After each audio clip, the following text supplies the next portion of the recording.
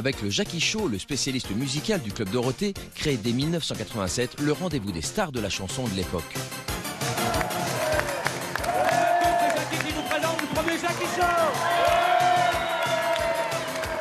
C'est des radis. Mais on n'a pas besoin parce que Vanessa part radis. Le taxi va pas partout. Il marche pas au soda. On devait démarrer le Jackie Show la même semaine que le Club Dorothée m'a enregistré. On n'avait pas de studio. On a trouvé un vieux garage et on a fait le Jackie Show dans un garage, quoi. On a fait un décor très rock'n'roll, très années 50 et c'est parti. Au départ, je voulais faire un truc assez rock parce que je venais quand même du rock'n'roll, comme j'avais fait Les Enfants du Rock avec Antoine Decaune et puis après Platine 45. Mais Jean-Luc, avec lui, ça a vite tourné variété. Mais au départ, j'ai quand même eu Étienne Dao, j'ai eu Mylène Farmer, Alain Bachung, Patrick Bruel. Bon, à la fin, ça tournait vite à Bernard Minet, enfin tous les chanteurs AB, Anthony Dupré, Christophe Ripper. Contre lequel je n'ai rien, mais c'est pas ma musique, quoi. Vanessa, tu trouves ça super le Jackie Show? Ouais, c'est super. Toi aussi, t'es super, Jackie.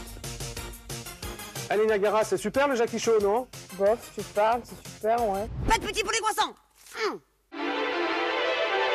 Autre rendez-vous incontournable du Club Dorothée, créé dès septembre 87, Pas de pitié pour les croissants.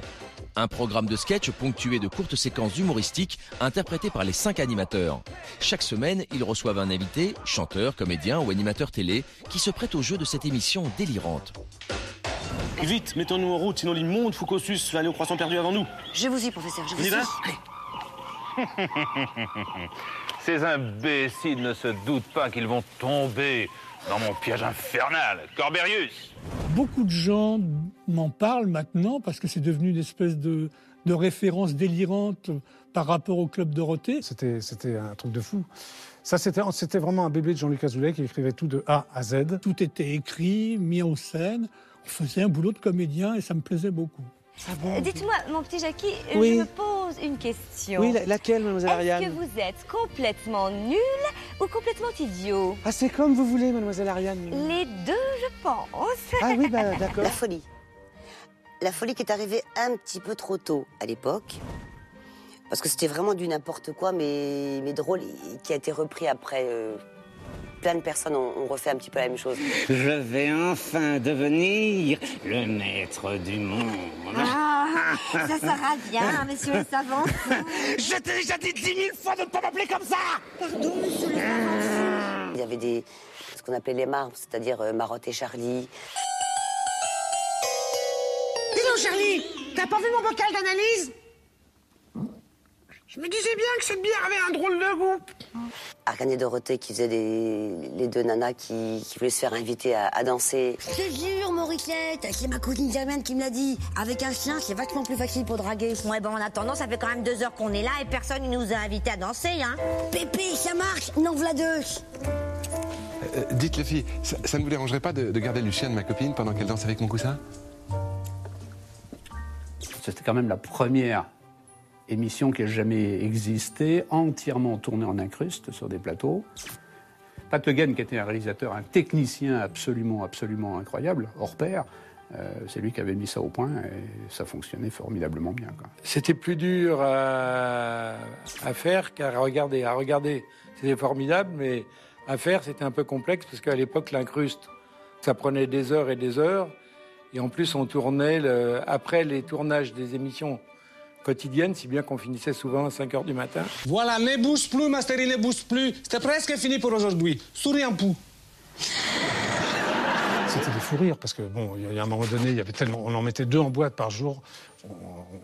Et à un moment donné, on savait plus le texte, enfin, on bafouillait. Ah, ça, c'est l'annuaire parce qu'on s'en sert pour mettre les anneaux. Ah non, je me suis trompé de doigt. Oui, c'est celui-là.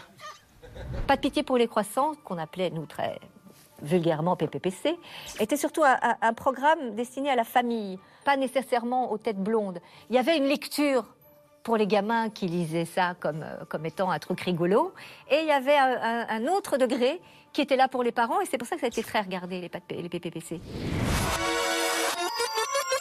Pour manger, ouvrez la bouche. C'est bien plus pratique lorsqu'on ouvre la bouche. Excusez-nous. Excusez-moi, mademoiselle, c'est bien ici l'auteur de PPPC? Oui, monsieur, c'est à quel sujet? De nombreux seconds rôles de Pas de pitié pour les croissants sont interprétés par des membres du personnel d'AB Productions. Plus habitués des coulisses que des lumières des plateaux, ces assistants, techniciens ou réalisateurs se prêtent avec humour à cet univers déjanté. Voilà, Pat Le Guen, voilà, Pat Le Guen peut... Voilà, c'est lui-même, ça s'arrange pas, ça je vous le dis tout de suite. Voilà, alors voilà, et... Cherchons le réalisateur alors libre. Alors c'est Icare Le Guen, si tu veux. Et il se prend pas à 747. Toute l'équipe passait à un moment ou à un autre à l'antenne. Alors évidemment, on n'était pas forcé du tout, hein, mais ça se faisait naturellement. Alors, des fois, on disait oui, des fois, on disait non, parce que des fois, on n'avait pas le temps non plus. Moi, j'ai fait une laitue un jour. Il y avait un espèce d'escalier qui avait été fait avec des trous. On était sous l'escalier, on avait les têtes qui dépassaient, on était censé être des laitues. Et il y avait Corbier qui passait avec son arrosoir et qui arrosait ses laitues. On était en train de se noyer sous les arrosoirs.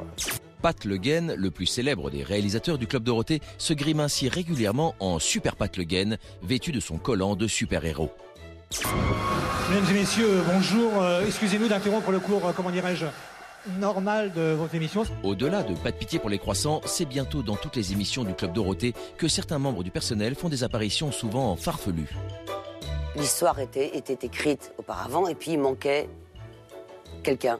Allez, hop, la maquilleuse, pop, pop, pop, et tu faisais un rôle. Ah bah tiens, le monsieur du bar, là, du café, vous pouvez venir, vous faisiez un rôle. C'était l'improvisation et une sorte de motivation générale qui était marrante. C'était chacun participait, ceux qui voulaient, ok, sinon c'était grande famille. Plus étonnant encore, le cas de Lord Guibert ou Philippe Vasseur, repérés alors qu'ils font partie de l'équipe déco de l'émission. Et c'est Jean-Luc qui, les ayant vus travailler à la peinture, m'avait dit « Est-ce que tu peux me les envoyer ?» Ils ont un physique assez cool, j'ai envie de les faire tourner.